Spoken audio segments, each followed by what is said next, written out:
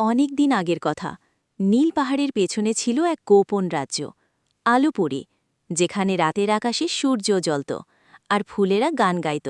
সেই রাজ্যে বাস করত এক রাজকন্যা, নাম তার তারা। সে ছিল চাঁদের আলোয় জন্মানো এক অপূর্ব কন্যা। চুল যেন রূপোর স্রোত, চোখে তারার ঝিলিক। কেউ কেউ বলতো সে মানুষ নয়, চাঁদের আশীর্বাদে জন্ম নেওয়া এক জাদুকন্যা। তারা যখন হেসে উঠত, আকাশে জ্যোৎস্না নামত। কিন্তু এক রাতে নীল পাহাড় থেকে উঠল এক কালো ধোঁয়া। ভয়ঙ্কর রাক্ষস অরণ্য দানব মুক্তি পেল তার 1000 বছরের বন্দিদশা থেকে। সে অভিশাপ দিল আলোপুরীকে, তোমার জাদুর আলো এবার আমার অন্ধকারে হারিয়ে যাবে, আর রাজকন্যার হৃদয় আমি পাথর করে দেব। সেই রাতেই রাজকন্যা তারা আর হাসতে পারেনি। তার হৃদয়ে জমে গেল অদৃশ্য বরফ। রাজ্যে অন্ধকারে ডুবে গেল।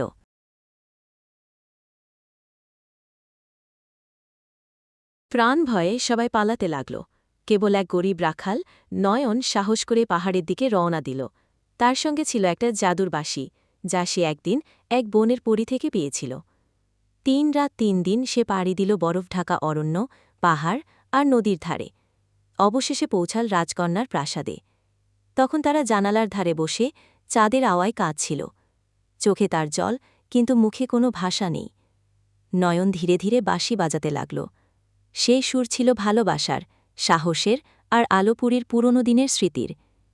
রাজকন্যার চোখে এক ফোঁটা জল গড়িয়ে পড়ে বরফের হৃদয় গলতে শুরু করল।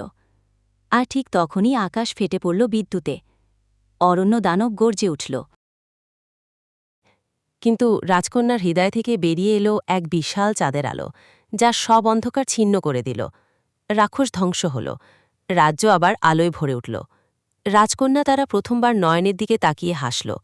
সেই হাসিতে পুরো আকাশ রূপালী হয়ে উঠল।